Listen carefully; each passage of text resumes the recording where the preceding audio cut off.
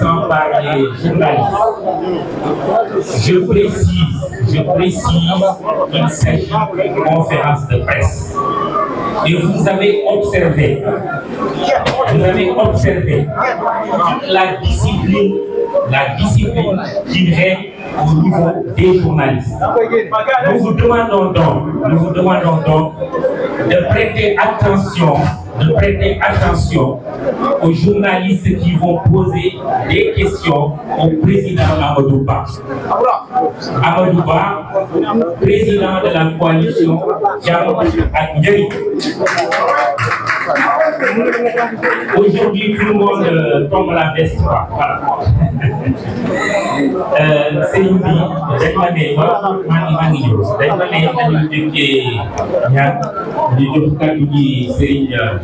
Abdou Bara Dolly Mbacké mu def ñaan comme ça ñu dugg ci liggéey bi inchallah jërëjëf sëñ bi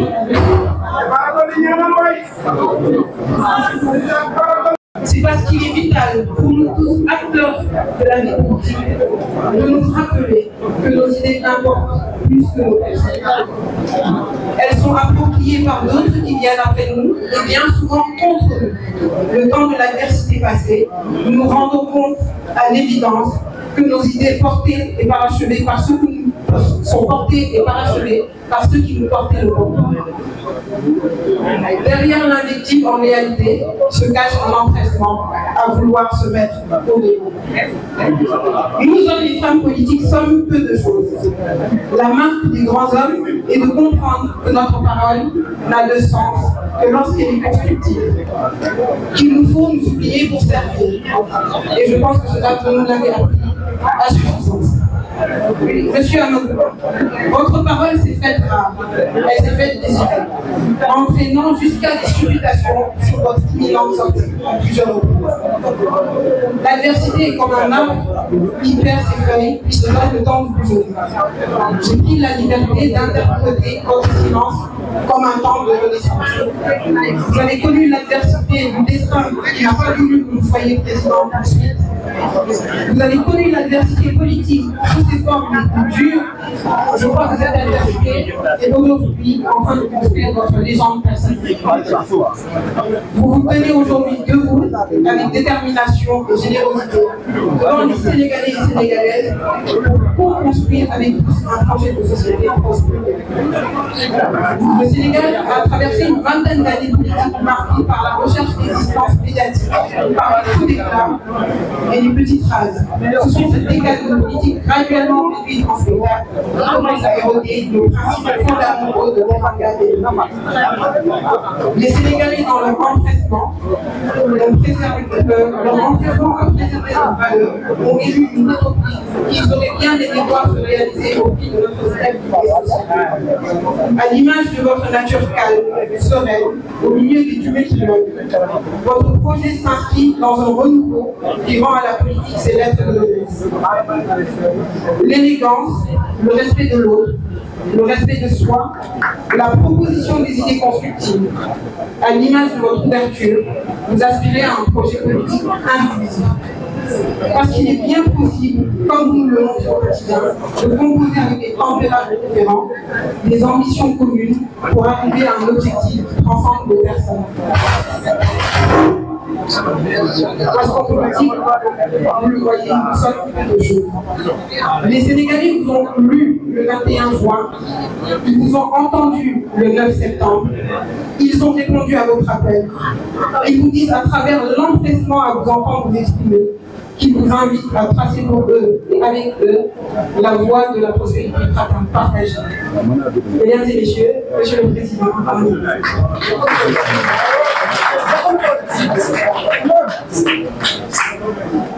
oui, mais Daniel,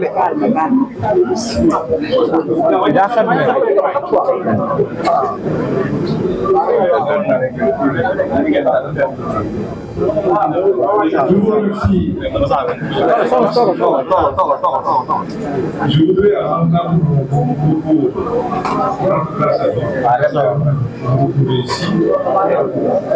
remercier le Parti socialiste pour son hospitalité,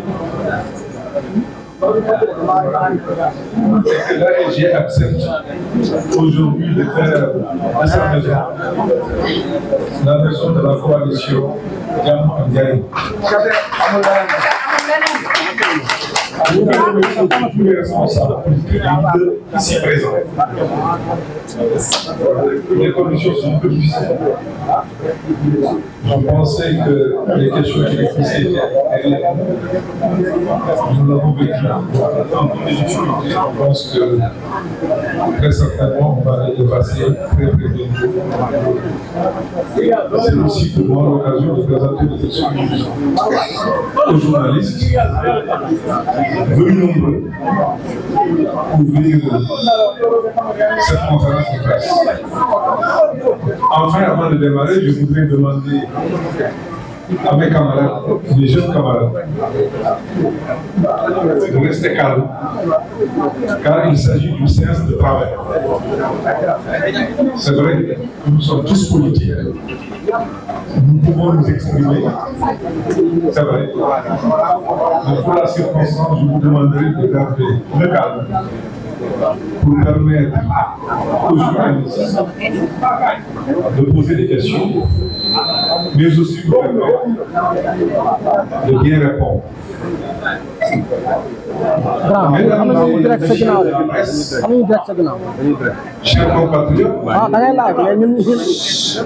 avant toute chose, permettez-moi d'exprimer ma profonde solidarité envers nos compatriotes victimes des intempéries, notamment le long du fleuve Sénégal.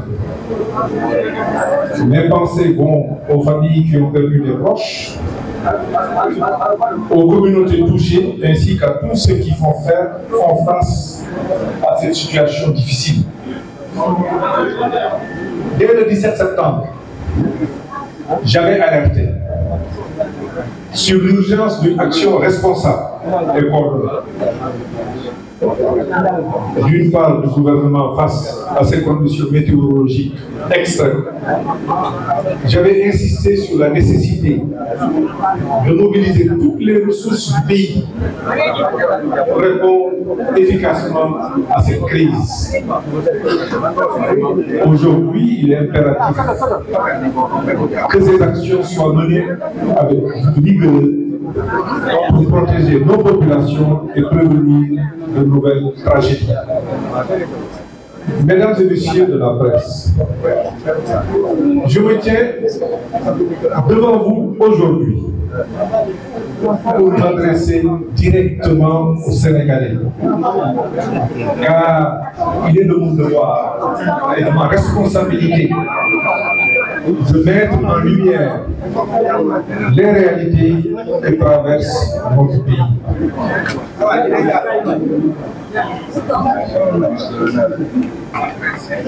Depuis que les nouvelles autorités sont en place, il y a maintenant 6 mois, j'ai choisi librement de garder le silence. Mais un silence qui n'est pas du tout de l'indifférence. J'ai volontairement refusé de multiplier les interventions publiques pour laisser le temps, leur laisser le temps de s'installer, de prendre connaissance des dossiers et surtout de présenter leur vision pour sortir le Sénégal des difficultés croissantes auxquelles il est confronté. Mais avant d'aller plus loin, je voudrais revenir sur l'élection présidentielle passée. Et je tiens tout d'abord à renouveler mes sincères remerciements aux Sénégalais et aux Sénégalaises qui m'ont accordé leur confiance en tant que candidat de la majorité sortante. J'avais fait preuve de la plus grande loyauté. J'avais mené ce combat avec détermination, toujours guidé par l'intérêt supérieur de notre pays. Nous avions fondé notre démarche sur la paix, la stabilité et la concorde, des valeurs essentielles pour notre nation. Malgré les accusations grotesques de corruption des juges du Conseil constitutionnel et toutes les tentatives de déstabilisation, j'avais continué à agir avec droiture et fidélité à mes principes. Pour ma part, je n'ai jamais posé un seul acte de loyauté. J'ai toujours respecté mes engagements et assumé mes responsabilités. Aujourd'hui, les Sénégalais savent qui a trahi qui.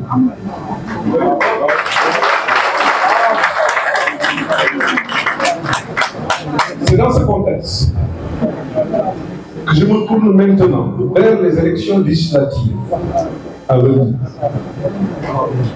Et malgré tout ce qui s'est passé, j'ai fait le choix, pour l'intérêt supérieur du Sénégal, de m'engager dans cette nouvelle bataille, aux côtés d'autres partis politiques et d'autres coalitions. Cela inclut même notre ancienne coalition, où certains membres, lors de la présidentielle, avaient refusé de s'investir pleinement, voire même travailler contre le candidat de notre camp. Ce choix, je l'assume pleinement. C'est un sacrifice que j'accepte, car au-delà des désaccords et des divergences personnelles, c'est l'avenir de notre pays qui doit toujours primer. Pour bâtir cette intercoalition, j'ai fait tout ce qui était en mon pouvoir pour parvenir à un accord global, couvrant tous les départements. Malheureusement, les exigences divergentes des uns et des autres n'ont pas permis d'aboutir à un consensus total. Toutefois, nous avons réussi à conclure des accords partiels.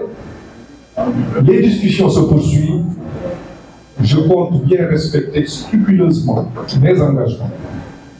Car pour moi, la parole donnée est sacrée. Et l'intérêt de la nation reste au-dessus de toute autre considération. Mesdames et messieurs de la presse, chers compatriotes, aujourd'hui, il est clair que nous sommes dirigés par un gouvernement qui n'arrive pas à prendre la pleine mesure des enjeux. Depuis son installation, qu'avons-nous vu, et sur place, du pilotage à vue, des promesses sans lendemain, surtout l'absence de solutions concrètes pour répondre aux préoccupations urgentes de notre peuple. Et pendant ce temps, les problèmes persistent et s'aggravent.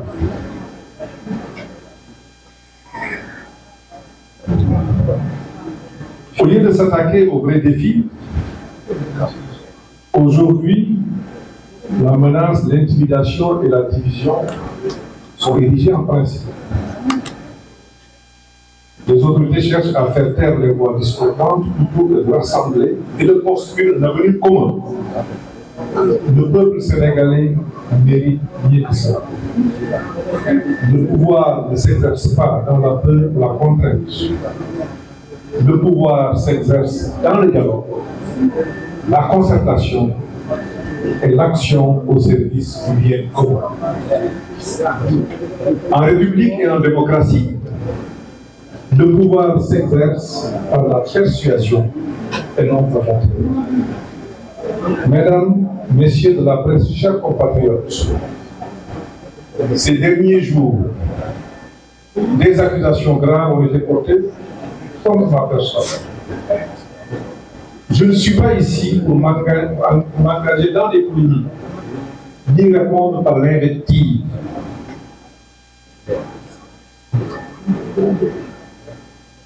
Parce que les attentes du pays sont ailleurs. Je dois même rétablir la vérité. Avec sincérité et sérénité. Et rappeler les faits. Rien que les faits. Tout au long de ma carrière, j'ai toujours servi le Sénégal avec rigueur, transparence et intégrité. Aucun acte, aucune écriture ne peut m'être imputée dans quelque gestion frauduleuse ou malversation que ce soit.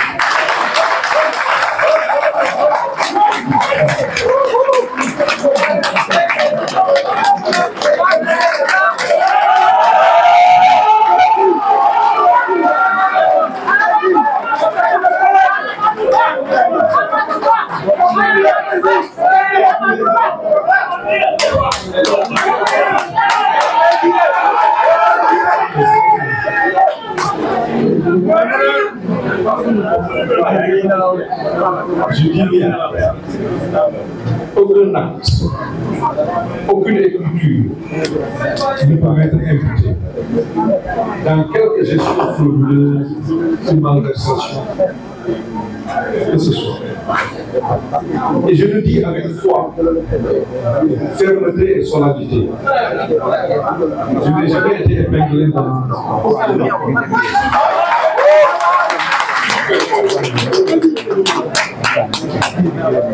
j'ai servi mon pays dans le respect strict des règles de bonne gouvernance. Et je rends grâce à Dieu pour cela. Aujourd'hui, certains m'accusent sans apporter la moindre preuve concrète. Il est facile d'accuser sans fondement, mais la vérité de Dieu. Je n'ai jamais falsifié les statistiques budgétaires. Et je nourris un doute profond sur la véracité de ces allégations. Il m'a été reproché des faits prétendument couverts par un rapport d'audit sur la période 2019-2021. Je tiens à rappeler une évidence. De 2019 à 2023, je n'étais plus ministre de l'économie et des finances. Mon passage au ministère des Finances s'est terminé le 6 avril 2019. Alors qu'on m'explique comment pourrais-je être tenu responsable des faits qui se sont produits à une époque où je n'étais pas au commandement du ministère des Finances. Ces accusations me semblent non seulement informées, mais sont révélatrices d'une volonté délibérée de nuire ou de les informer. L'honnêteté intellectuelle et la vigueur devraient être les bases du débat. Ce qui est attendu du gouvernement, c'est de répondre aux besoins du peuple sénégalais et non de se livrer à un jeu de leadership. Je les invite à sortir des querelles et à se concentrer sur l'essentiel, c'est-à-dire gouverner pour le bien de notre pays. Mesdames et messieurs, chers compatriotes, je tiens aussi à préciser clairement, depuis mon entrée dans le gouvernement en septembre 2013, aucun terrain ne m'a été attribué, aucun immeuble, aucun appartement, aucune villa de l'État ne m'a été cédée ou octroyée sous quelque forme que ce soit. Ces accusations d'accaparement, je dis public, me concernant sont injustifiées et relèvent de la pure calomnie et du dénigrement. Je n'ai jamais détourné les biens de l'État, ni failli à ma mission de service public. Dans la position où j'étais et dans l'organisation qu'il y avait dans ce ministère, ce n'est pas possible. En tant que serviteur de l'État, je n'ai jamais menti au commissaire, ni cherché à me dérober à mes responsabilités. Ce parcours, je l'ai mené avec honnêteté et j'ai la conscience tranquille. Ces accusations apparaissent dans un contexte particulier, celui de la préparation d'une campagne électorale, où on cherche à semer la confusion, à discréditer ceux qui, comme moi, ont consacré leur vie au service de la nation. Mais je tiens à être clair. Rien ne m'empêchera, à part le bonheur, d'aller à la rencontre des Sénégalais pour défendre ma vision et mon engagement pour le pays.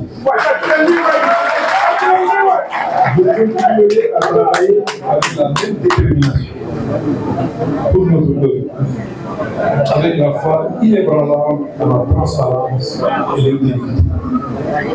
Je le ferai. En matière de finances publiques, les résultats parlent d'eux-mêmes. Les recettes budgétaires preuve de la performance de nos administrations. financières et de la vitalité de notre économie ont connu une croissance continue. Elles sont passées de 2345 milliards en 2012 à 4000 milliards en 2018. Nous avons su mobiliser l'accompagnement de nos partenaires techniques et financiers et maintenir une situation financière maîtrisée et un endettement efficient. En 2012, la dette de l'administration centrale était de 4 958 milliards, soit 3 318 milliards de dettes extérieures à long terme et 1 280 milliards de dettes intérieures. En 2019, quand j'ai quitté le ministère, elle était de 7 825 milliards, soit 7 173 milliards de dettes extérieures et 652 milliards de dettes intérieures. Enfin, c'est durant cette période que nous avions pu obtenir la notation que nous venons de perdre. Cette notation, je l'avais négociée moi-même avec les services du ministère de l'Économie. Pour les retrouver là où on était, du point de vue de la perception des agences de notation et de la communauté internationale. Mais ce sont des questions qui peuvent être réglées en parallèle. Malgré tout, ce qui peut nous opposer, je tiens à saluer toute initiative visant à projeter notre pays dans l'avenir. En tant qu'un des artisans du plan Sénégal émergent, j'ai contribué à mettre en place une stratégie de développement qui a permis au Sénégal de connaître des progrès significatifs en termes de croissance économique, de renforcement des infrastructures et d'amélioration des conditions de vie. Il est essentiel de continuer à construire. Une vision comme le PSE ou la vision 2050 ne doit pas se limiter à des discours. Elles ne seront crédibles que si elles s'appuient sur des actions concrètes et des résultats tangibles. Or, la situation budgétaire des premiers ministres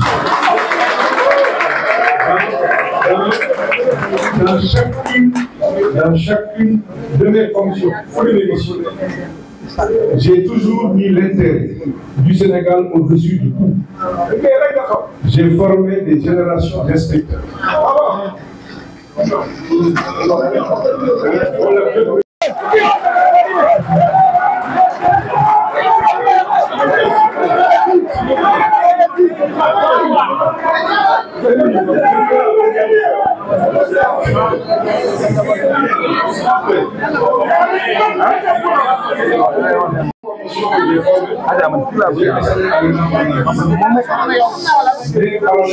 J'ai enseigné à la Banque centrale au COFEP, où j'ai vu beaucoup de cadres du système financier passer en Tibet. Je fais la formation, je fais l'enseignement et je partage le cours de formation. Naturellement, m'a permis